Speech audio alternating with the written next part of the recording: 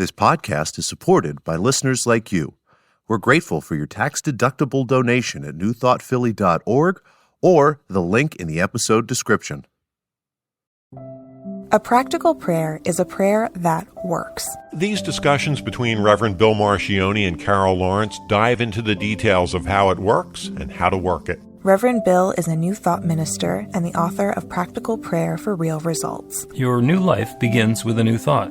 Carol Lawrence is on a spiritual quest, finding the New Thought teaching after decades on the pulpit in 3 different traditional denominations. I've got some questions. Together, they're exploring the philosophy and activities that come together from many of the world's religions to create the practical spirituality that is New Thought.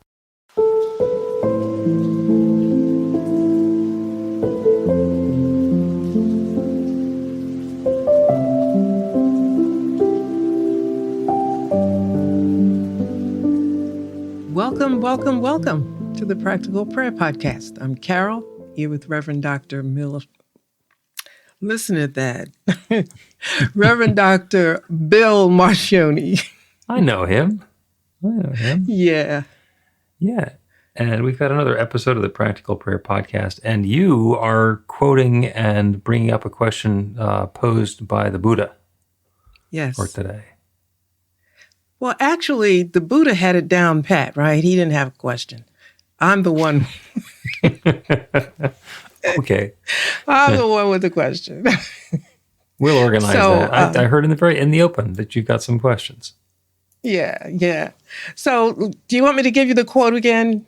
Sure. So here's the quote. And it is not necessarily Buddha. It is from Buddhist teaching. So it's paraphrased. Okay. When you experience an experience, it comes and goes. But when you resist an experience, it persists. And that just seems to be, like opposite. It shouldn't, you would think it wouldn't work that way. So. Well, and that's it.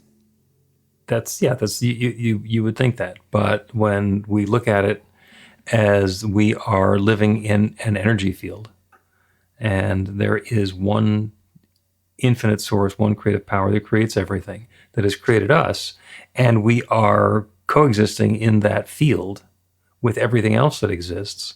When we put our attention on something, whether it's something that we want or something that we don't want, that activates the law of attraction. And we begin to resonate with whatever it is that we're putting our attention on. So when something comes along and we don't like it, and we focus and we fixate on it, and that's what we're thinking about, then that's what we bring into our experience. And, we've seen examples of that when somebody is going to, when a kid is going to learn to ride their bike. If they're convinced that they're going to fall off their bike and skin their knee, it doesn't matter how much practice they get. It doesn't matter how long they go before they actually try riding their bike, they are going to fall over and skin their knee. And it's because that's all they're thinking about. That's what they're bringing into their experience. And we say, oh, well, those are kids. They don't have any sophistication. And yeah, we have sophistication as adults because we can pretend that doesn't happen. It still does. Yeah, I hear that. We're just so far removed from it, from the logic of it or illogic of it. We forget. I do. Because when I read this, and I've read it before, sometimes I run into stuff again and I'm thinking, well, I forgot. Mm-hmm. But when you experience something, it comes and goes. So it's like flow. If you just allow something to happen in your life and flow with it, it implies that it will just pass through. But it doesn't indicate that it's going to pass through quicker. It will pass through probably with a greater level of peace. But, I think stuff is going to happen. And stuff that activates us sticks around with us. Our energy resonates with it, and it has much more of an impact than if it just happened. Somebody who gets onto their bike and they got no particularly concern about it. And something happens and they fall off their bike and they skin their knee. It's like, oh, dang, I fell off my bike. That was so unusual. And they get back on and they continue riding because they don't think anything about it. They haven't attached anything. It's not, oh my God, I fell off the bike. That's always what's going to happen. I'm just the person who falls off the bike and get all hysterical. And I've had that experience. One of the things that I enjoy doing from time to time is mountain biking, which involves the risk of falling off the bike, which I don't like. But when I do it, for the most part, I get back on the bike. Sometimes I limp back home and nurse my wounds and then get back on the bike.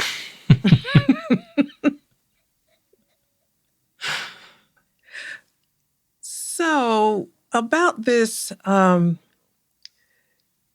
resist and experience. If you resist, it persists. Mm-hmm. What is it? Break that down for us. Okay. So when we're resisting something, it's because we don't like it. Because in our world of preference, it's not something that we would normally favor having in our experience. And when I explain this, you're going to say, oh, okay, you've been talking about this for 150-something episodes. And it's when we're looking at the problem and we focus on the problem, then what we're going to be experiencing is our life in relation to that problem. And the magical thing that we get to do as part of a practical prayer or part of this spiritual practice is pivot. I'm looking at this, I'm considering this. This is something that I don't like. The question is not, what do I do about this thing I don't like? The question is, what do I want instead?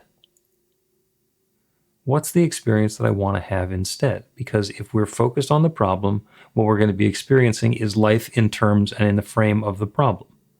And once we let go of that and change our frame so that we're basically looking in the direction of what we do want, then everything that happens is going to bring that more clearly into our experience. It seems so simple. It seems so simple. And every time it comes along, it trips us up. It's like, oh, drat, I did it again. Yeah, but it seems simple. I think the hard part is to remember because my mind is, I'm shuffling through some experiences over the last couple of years.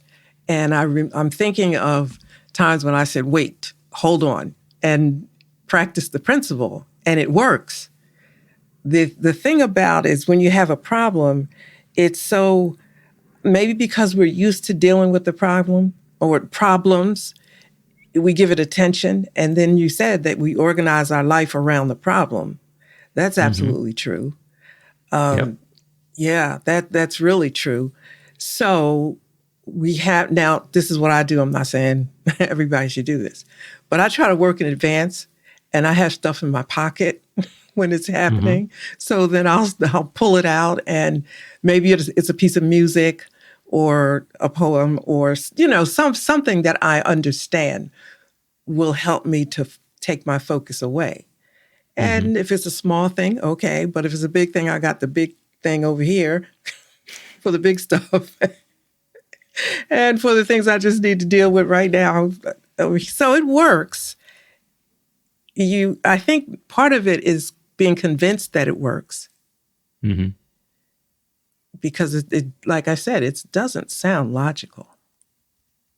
No, it doesn't. But then again, if something's going on and you're fixated on it, if you're looking at it, there's the sound of a car wreck a block away, and there's the tendency, to run down and see what happened, and watch what's going on.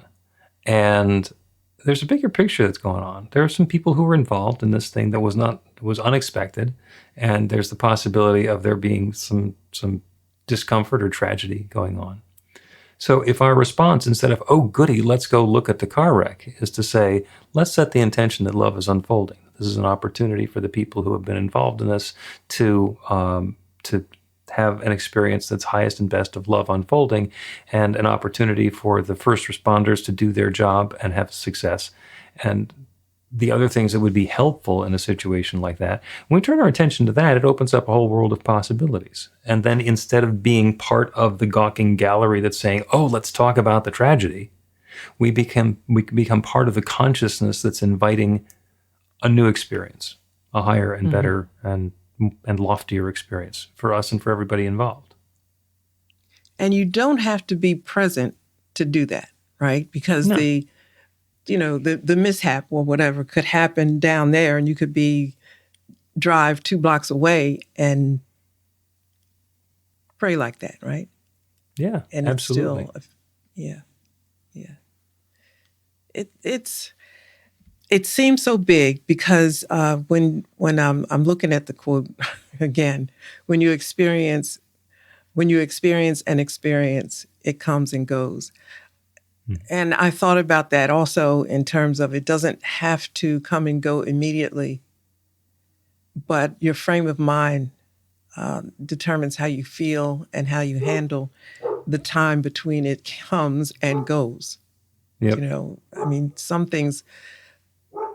crap likes to linger. Yeah, and there can be stuff that's lingering that's not about punishing us. There could be things that just have a natural evolution of time themselves that are going to come and go and flow, and they're going to flow in and they're going to flow out. And then the question is, how are we able to be present? And we're not going to pray for patience, but to be patient and to allow that unfolding to happen in a way that doesn't get us completely wrapped around the axle. Because it can. It is possible for things to unfold in a peaceful way. Sure. I think one thing is, I'm not sure if this is a fact, but I look for purpose in the event or in the experience. Not so much does God have a purpose and this was designed for me. I don't do that because I don't know that I'm smart enough to know what God figured would work. I just look at what I think I'm getting out of. What can I experience? What can I learn from this crappy experience? And I don't always need a confirmation, like a divine confirmation of it. I'm not very good with synchronicities, recognizing them. My husband is. He always does, and I miss them. I'm sure that, but I just miss them. But when I'm in an experience that's unpleasant, let's say, and I'll maybe as soon as I get in, I'm fishing around. What am I supposed to learn from this? And I usually think if I get the lesson, it'll hurry up and be over, but it may not. Just kind of thinking along the way. And when it's over, I'm somewhat satisfied. I'm trying not to be conclusive about this, but I'm a bit satisfied with what I think I learned from it. Stuff will come later probably, but I don't need to see 11:11 to feel good about what I just, do you know what I mean? What I went through. Yeah, and that's it shows probably why up I in don't different see ways. It shows up in different ways for different people. And that's okay. Every once in a while, we'll be together with somebody and they're going through their stuff. And they'll be lamenting about what it is. And by the way, this is an interesting exercise to do. When somebody's complaining about the experience that they're having, and you gently say, well, what experience do you want to be having instead? The interesting part is how often people want to go back and talk about the problem some more. Sometimes it's like a magnet. They just keep on talking about that. And you say, well, if this got better, what would it look like? Well, I don't know if it could get better because, and then they reiterate everything that they've said before. And every once in a while, you don't understand it. Yeah. And, because, there's like, oh my God, look at me. I'm such a victim. This horrible thing is happening. Let's talk about how woeful I am so that we can have some compassion and sympathy and, and put some emotional energy into me. When in fact, that's not really what they want. That's what they want right now. What they'd like is a different experience of the whole thing. If we do that for somebody and they keep on pushing back against it and we're just present with them, you can't push somebody into pivoting, but you can be present with them and love them and encourage them and support them.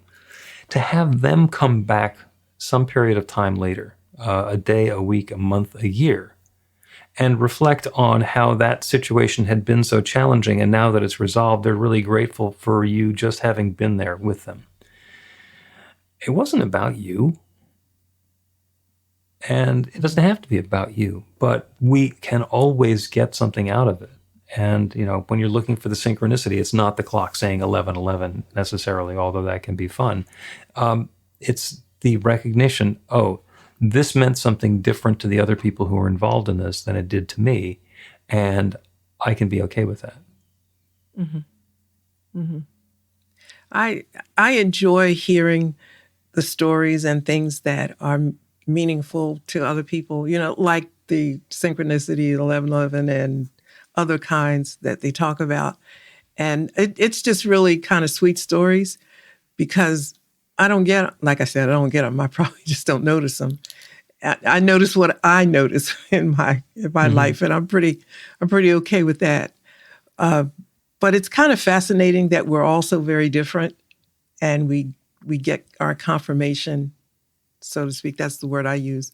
We get our confirmations, our divine confirmations in different ways, and that's really, I think that's really neat. Yeah, so, well, that's, the infinite does not have a one-size-fits-all. It is a one creation fits all, but we each get to have our own experience. Let's take a break and continue this intriguing conversation about what the Buddha might have meant.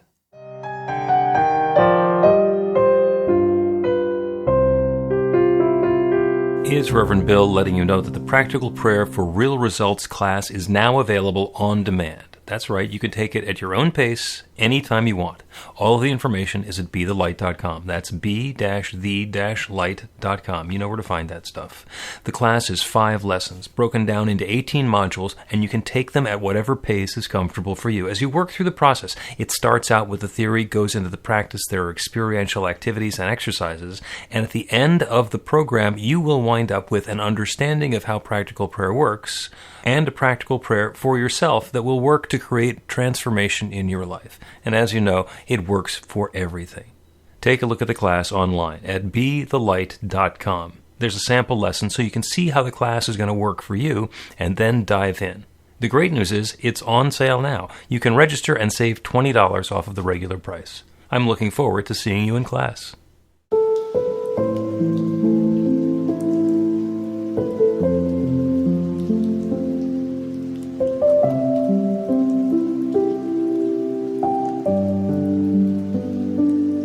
Welcome back to the Practical Prayer Podcast. I'm Carol, here with Reverend Dr. Mill. Why'd I do that again? Yeah, what's it with you and my name? I don't know. I just try the name again really slow. Reverend, I got this allergy thing going on here. I'm sorry. This is so. Reverend Dr. Bill Marcioni. How's that? That's great. Okay. That's great. And we're talking about experiences coming and going, and when we resist them, they persist. And the discussion has been that when we are focused on something, that is what shows up front and center in our experience, because that's where we're aiming our lens. That's where we're putting the focus, the intention or attention in our experience, and it tends to magnify it. So when we examine something, it tends to get bigger. And the way to deal with that is to pivot. Now, an interesting exercise to do, and I'm going to suggest this for everybody who's listening now, is to just pivot continuously. Whenever anything happens, you don't have to have a personal stake in it. Just look at something that's going on and saying, is this the experience I prefer? And would I prefer to have something different? And it's not like you have to be miserable because it's not a particular way. It's what it is. It's what it is. I was, walking the dog the other day, and I'm noticing that the houses a street over have lovely gardens filled with irises, and they're also filled with thistle. So the weeds are growing better than the irises are now. And I can look at that and say, oh, that's sad. So, and personally, would I prefer to not have the thistle there? I really don't have any interest in what's going on over there. It's an observation. But I can say, yes, I would rather have this be a healthy and lush garden. And just know that that's going on for me, and see what the energy is that I have with it, and see something else that, might be a problem.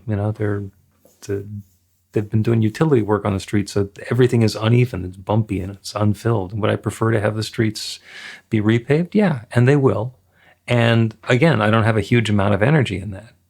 And sometimes something happens where it's like, all right, well, now that pissed me off. And the same question, what experience would I like to have instead? And see what's going on with my energy. Because if we only do it when it seems like an emergency, then that's the only framework that we'll have is, when there's an emergency, I can go through this process, and it's a break glass, pull red handle sort of a situation. It doesn't just have to be that way. We can do it all the time and get the feeling of that nuance. What does it feel like to pivot from what we're observing or experiencing now to what we'd like to have instead? And then the second piece of it is to continue pivoting and turn our attention to that infinite creative power that creates everything. Okay, this is the divine showing up in this particular way, and so is the way that I would prefer to have it. And then with that awareness of this is what is, this is what could be, and this is the power that's creating all of it, see how that feels. I 100% agree with that. I was thinking of an experience that I had in the last couple of weeks. I hang out at the ocean, and it can take me 20 minutes, I suppose, to get there. And then there's a lake close by that takes less than 10 minutes to get to if I pick up salad and stuff to go there. And for some reason, I thought, it'd be nice to have another lake. And there is something a little further away. And I thought, I want to do something different. Like I've been into this, try something different. No matter what you're doing, just do it a different way, just to practice the idea of noticing difference and relating to the movement of flow in a different way. And there's another lake. You're not going to believe this. Like it's always been there and I never saw it. That was so crazy. And to tell you how close this is, you would not believe it. It's not like it's off the beaten path. Well, it's a little bit off, but a mile. Well, obviously you didn't go past it in all those years that you've been living there. Oh, yes, I did. Yes, it just has a couple of things in front of it. Like there's a police station and there's a bank or something like that. Now, I know that's there and I never paid attention to it. But I don't know what made us just go, well, there's a Starbucks, right? And we went, for some reason, unless you have a reason for going, making, or off the road, drive into the driveway, you will miss it. But it's 1.3 miles from where I live. It's got a great walking trail. And the other thing is, this is so crazy. It's got a dog park. Now, I love dogs. I don't have one, but I love going to the dog park. No, and that's what happened. Over there. Yeah, it was just great. So all because I said, I think I like a different scene. Just variety, because when sometimes I'm on a time crunch and I can't get to where I want to get to, this one is really good. And so now when we go out, my husband will say, well, which one you want to go to? Before we didn't have, it was wonderful, but we didn't think about choice. Yeah, right. Now you have to make it into a discussion. So I'm relating this to the Christmas story about the three wise men being guided by the Starbucks in the East. You are going to so get blasted. I'm telling you. Times change, but only a little bit. There's certain things that I'm okay to say from my pulpit that other people can't say from theirs. So, absolutely better not. Okay. Is it blasphemy? I speak in love, or at least in humor. It's cool with me, though. Okay. Yeah. So the activity of pivoting, instead of saying I don't like going to the ocean and I don't like driving all the way to the beach there, when you open yourself up to a new possibility, well, I'd like to have something different. And then bam, there it is, even though it's already been there. And it's not like you need to be punished or coerced.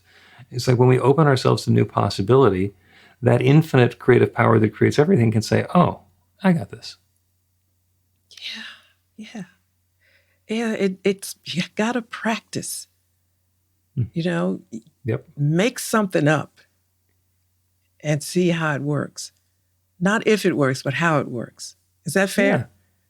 That's absolutely fair. And the illusion that we're in control is also pretty powerful. So it's gardening season now, and I actually got the garden in shape, and I am growing tomatoes and zucchini. And for the zucchini, I had enough time that I bought some seeds, and I've planted the seeds, and it's going to be another week or so before the little sproutlings come up and start auditioning for their space in the garden. For tomatoes, I was too late to get the tomatoes started, so I bought actual tomato plants. And it seems like, oh, well, the zucchini I can start from a seed, but the tomatoes I had to have help. And the fact of the matter is, I cannot create a zucchini or a tomato unless I start with another zucchini or another tomato. We're not doing this from scratch. It's my garden. It's going to wind up being my tomato plant, my zucchini plant, but it is that one infinite creative power that creates life that is creating it. And I am simply putting a little bit of an influence, my own local spin onto it. Mm-hmm. That's the same way everything works. Yeah, it is. It is. And I can see an argument or a resistance from different sides of that, but that's absolutely how it works. Because if you don't get the seed, or the tomato plant, you're getting nothing. Oh yeah, I have the garden I had last year, which is the garden of Bupkis. There was nothing in there. Well, we grew some lovely weeds. They were like 6 feet tall. Really? If I'd been going through for weeds, I would have been a successful farmer. I just, so as a recovering control freak, I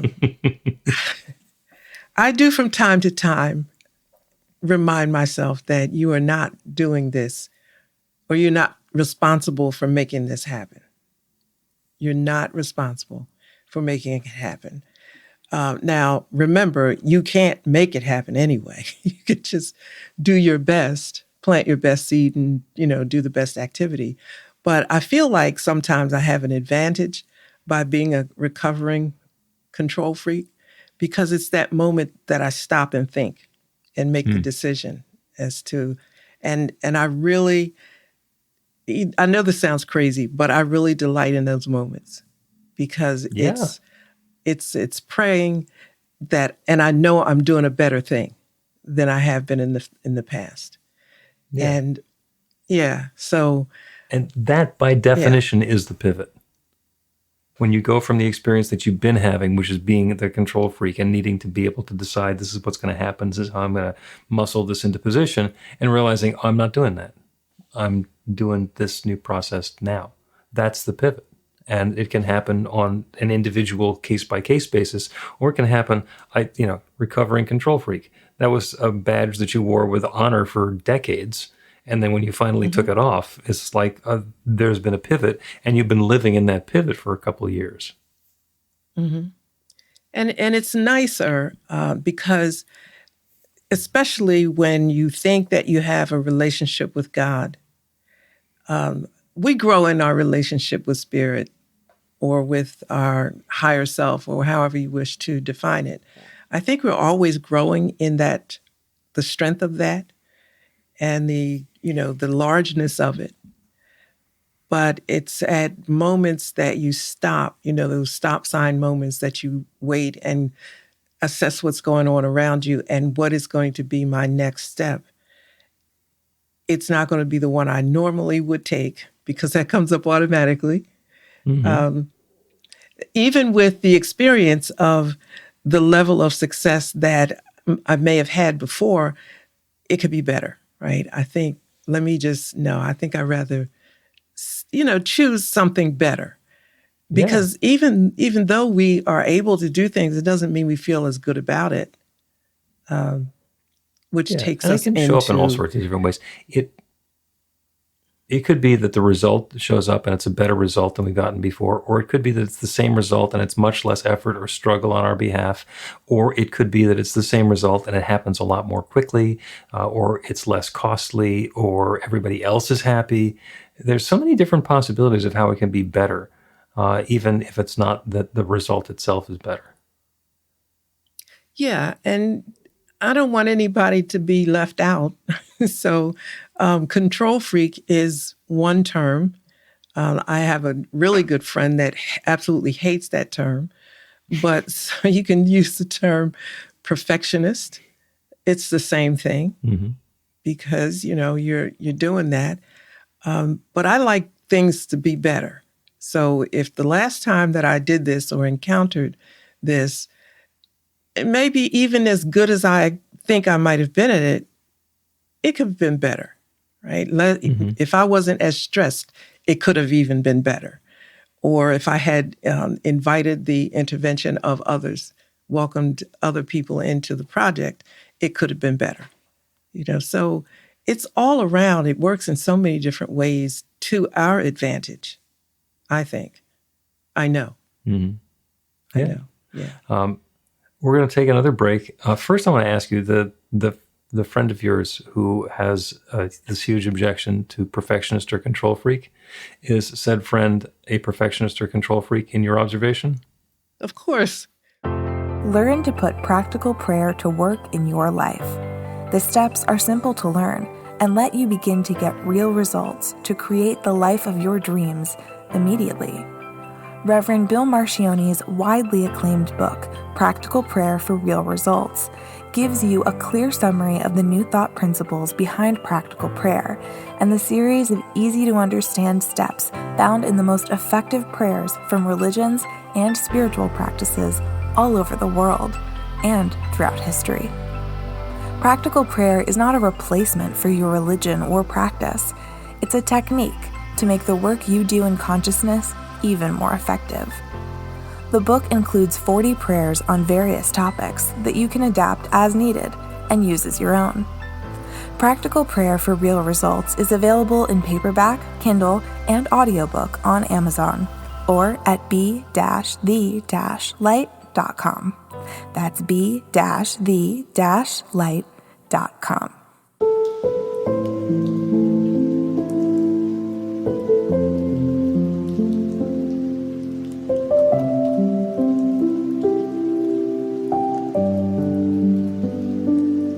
Welcome back to the Practical Prayer Podcast. I'm Carol, here with Reverend Dr. Bill Marcione, and got it right that time. I cut you off a little bit because you had a story about your control freak perfectionist friend who doesn't like the term control freak or perfectionist. No, she doesn't. And because I have she sees me as abandoning excellence. And, and what's that thing? People are so concerned that you're you're condemning yourself. You're not appreciating your goodness. The word escapes me right now. And I'm thinking, it has nothing to do with that, right? I'll tell her, listen, I'm wonderful, honey. I'm still wonderful.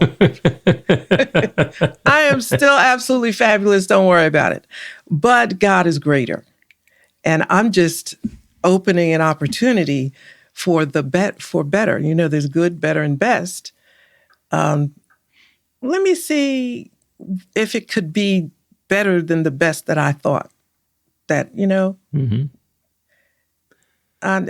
There's so many possibilities.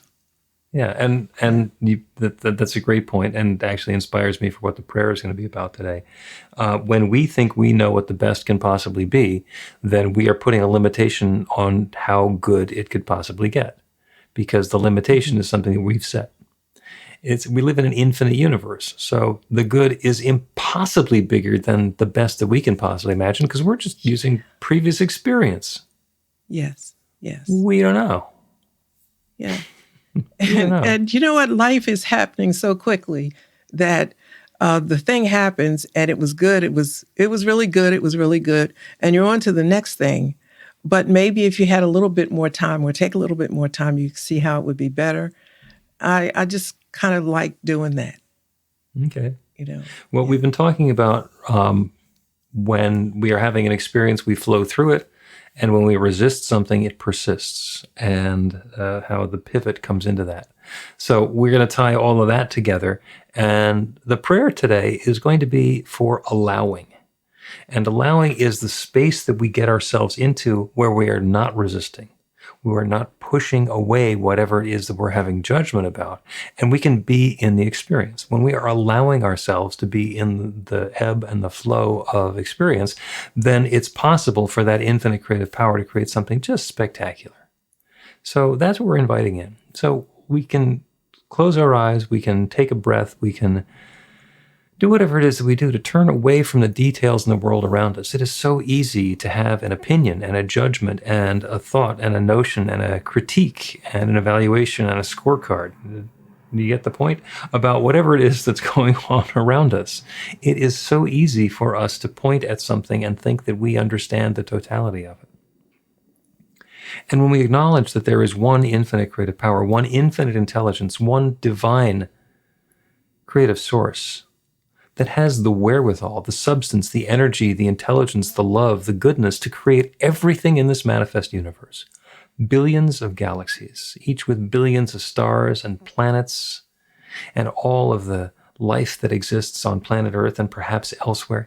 All of it, an expression of that one, not just an idea that it came up with to make something happen out there. But it is sharing itself as every aspect, every facet, every part of its creation. Everything is that infinite presence taking its own form. And it's not possible that everything is the entire universe except me and the 3 feet around me. Everything is that one power and presence. So, on behalf of each one within the sound of my voice, I am claiming and acknowledging and standing with the understanding that that divine power and presence is within. It is the center and circumference of everything that we are and everything that we experience. Any judgment or evaluation, any critique, criticism, preference that we have had up until now is simply that, a personal preference. And by putting down that personal preference, that judgment, that evaluation, that critique, and opening to something new and allowing that infinite power and presence to suggest something new, we're inviting something fabulous into life. We may know exactly what it is and recognize it immediately when it shows up. We may not have any idea at all about the good and more good and more good that can fill our lives to the point where we can't remember anything other than that. That good is available to and through and for and as each of us. It doesn't show up wrapped in a bow and presented on a silver platter. It shows up as new experiences in life, as new opportunities that when we step into them, open to more and more and more of that goodness. So as we turn away from the controlled way of deciding what it is that we think ought to be happening, and allow that infinite creative power that indwells us to create something uplifting and rich and joyous and wonderful, and set our intention just on the tone and flavor of having joy and harmony, of love and happiness, of peace and prosperity, of health and vitality, of creativity and connectedness, of being engaged in this process of love unfolding, life and joy and happiness and harmony. As we open to that possibility, it shows up in these rich, new, and wonderful ways. And it's happening right now, and it's happening for each of us in our own way. There is not one magic formula that delivers the same bit of good for everybody. It is an infinite creative process that creates that good, that richness, that depth, that texture in a way that's unique to each one. And that's what's happening now. That's what's unfolding now for each one within the sound of my voice. That good is underway now. I'm so grateful for it. I'm grateful for the good. I'm grateful for the willingness to let loose the attachments and the judgments, to open and to allow something new and wonderful. And I'm grateful for the wonderful newness that's already coming about. And so with gratitude for all of this good, gratitude for the awareness of this creative process, gratitude for the ability to speak this word and release it into that creative law, I do so. I let it go. I know it's so. And so it is.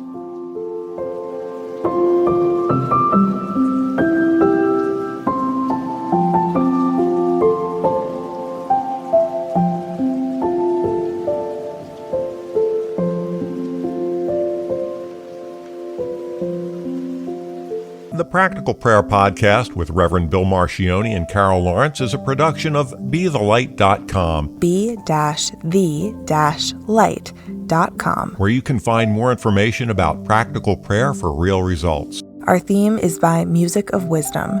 You can learn about the spiritual community of New Thought Philadelphia with daily guided meditations, Weekly celebrations of spirit, and Reverend Bill's classes in practical spirituality at newthoughtphilly.org.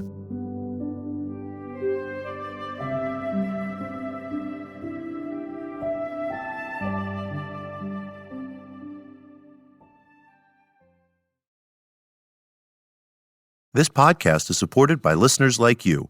We're grateful for your tax-deductible donation at newthoughtphilly.org or the link in the episode description.